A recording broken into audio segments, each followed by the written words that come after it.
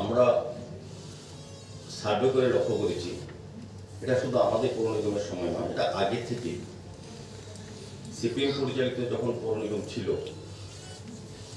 তখনও যে জায়গাটা তারা ব্যবহার করছিলেন অবৈধভাবে, তার বিষয়ে কিন্তু তখন পৌর নিগম এবং সরকার চেষ্টা করেছিল মুক্ত করার জন্য, কিন্তু পৌর নিগম পথে ব্যর্থ হয়েছেন তাদের পরিচালনা দুর্বলতার জন্য। আমাদের পৌর নিগম এই নবগঠিত পৌর নিগম আমরা এই কাজটা করেছি, যেটা ওনারা 25 বছর পারেনি।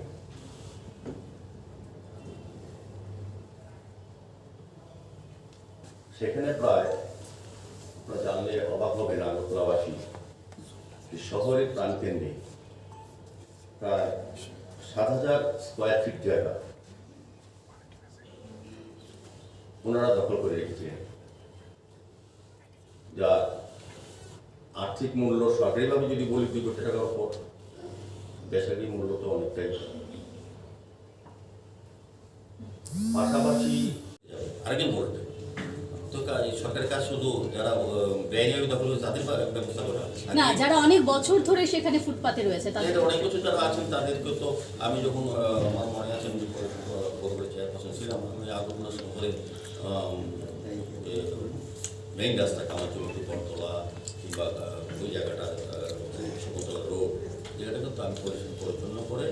আমি কিন্তু বিকল্প জায়গার ব্যবস্থা করে দিয়েছিলাম। ওই ব্যবসায়ীরা গেছেন, এখন তো নতুন করে আবার বসছেন। তো প্রতিদিন আজকে যাদেরকে উচিত করে কোনো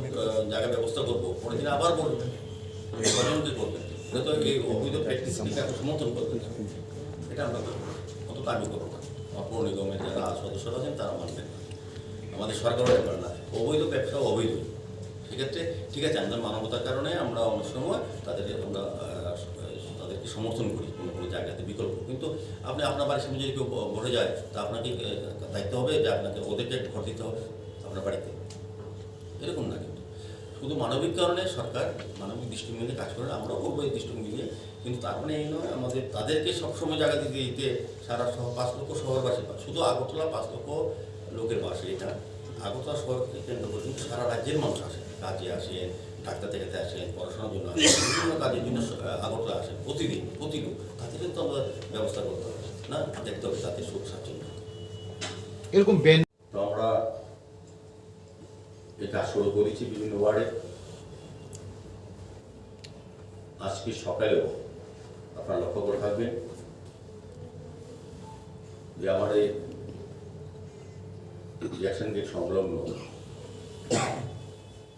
উজ্জ্বল মার্কেটের পাশে, এটা আমাদের মহারানী তুলসী বালিকা বিদ্যালয়ের অবধি আমাদের পৌর নিগমের অনেকটাই জমি কিছু ব্যক্তি অনেক বছর যাবত থেকে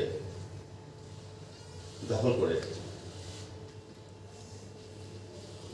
তো আমরা কিছুদিন আগে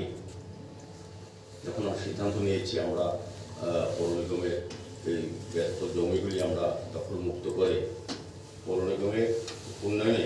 জনগণ উন্নয়নে কাজে লাগাবো, সে কারণে আমরা বিশেষ করে আমি বলবো যে উজ্জয়ন্ত মার্কেটের পাশে যেটা ফেডারেল অফিস বা বিভিন্ন সময় বিভিন্ন রাজনৈতিক দলের কবজায় ছিল, যেটা মালিকানা বিধায়ক আশিস কুমার সাহা, এবং পাশের যে জমিটা এটা তৃণমূলের নেতা সুবল ভৌমিকের সহ আরও 8 জন পার্টনার আছে। বছর প্রায় 7 দিন সময় দেবো আমরা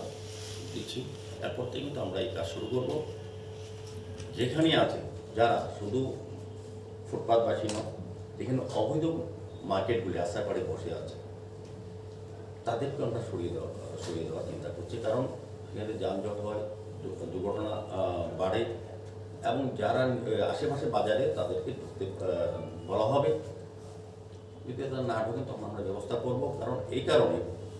একদিকে যখন রাস্তার পারে যে বাজারগুলি গজিয়ে উঠছে তাতে মানুষের এই পরিবেশ নষ্ট হচ্ছে, এখানে পাশাপাশি দুর্ঘটনা হচ্ছে, সম্ভাবনা আছে। এবং যারা আমাদের যে বাজার শহরে যারা নিয়মিত ট্যাক্স প্রদান করেন, বাজারে যারা ব্যবসা করেন, তাদেরকেও তো দেখতে হবে। আর যারা রাস্তা পারে ব্যবসা করেন তারা তো আগরটা পৌরনিগমে ট্যাক্স দেয় না, তা ট্যাক্স দেওয়ার কথাও না, তারা তো অবৈধ ব্যবসায়ী না। আর যারা বৈধভাবে বিভিন্ন মার্কেটে ব্যবসা করছেন, তো তাদের ব্যবসাতে ক্ষতি হচ্ছে। তা আমাদের দেখতে হবে যে পৌরনিগম সহযোগিতা করেন, যারা পৌরনিগমের বলবো কি রেজিস্টার্ড ব্যবসায়ী আছেন